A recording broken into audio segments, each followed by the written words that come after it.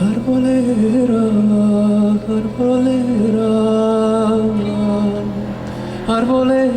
arbolera tan gentil, la raíz tiene de oro, la simiente de marfil.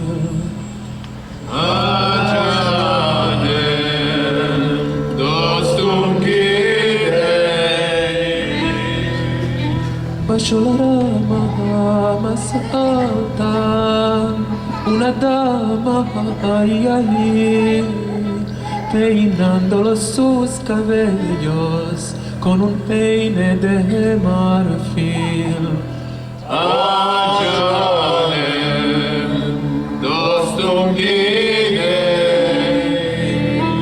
Por ahí pasó un caballero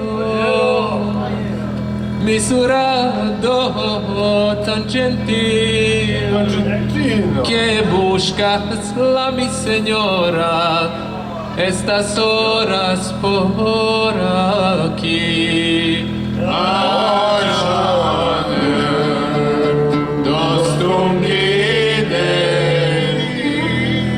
Busco yo mi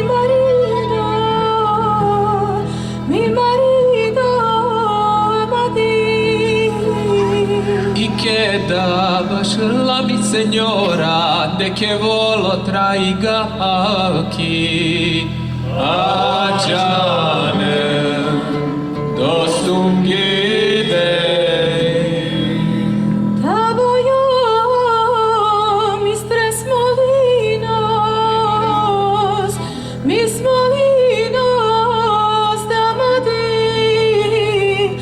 El uno vale canela y el otro zanzibir. Canım dostum gideyim.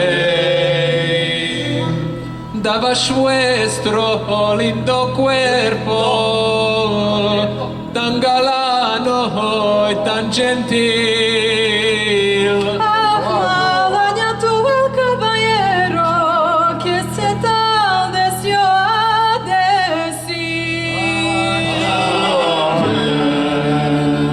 Dostum gideyim. No maldigas mi señora, no me maldigas a mí. Yo soy vuestro marido Amadís. Canım dostum gideyim.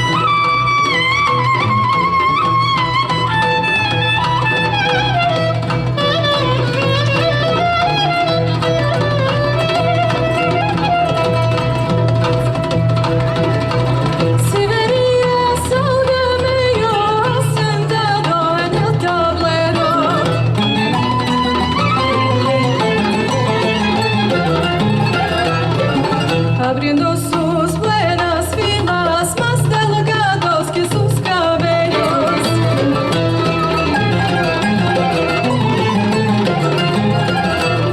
Ben seni severim, çok seni severim. Ben seni severim, çok seni severim. Ben seni severim, çok seni severim. Ben seni severim, çok seni severim.